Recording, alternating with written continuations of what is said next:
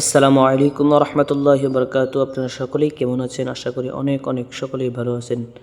আপনাদের দোয়া কামনাতে আল্লাহ রাব্বুল আলামিন আমাকে অনেক সুন্দর রেখেছেন, আলহামদুলিল্লাহ।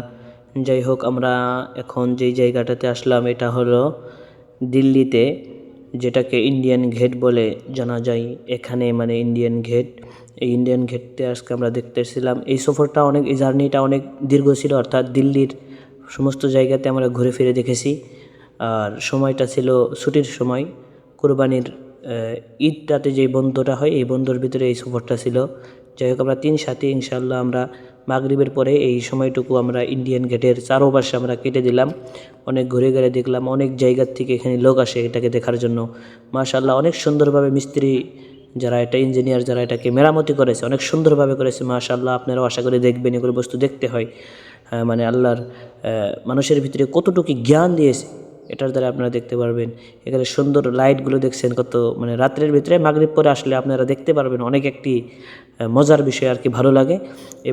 এই ভালো লাগাটা এটা শুধু জার্নির ভিতরে, ঘোরাফেরা সফরের ভিতরে পাবেন ইনশাআল্লাহ।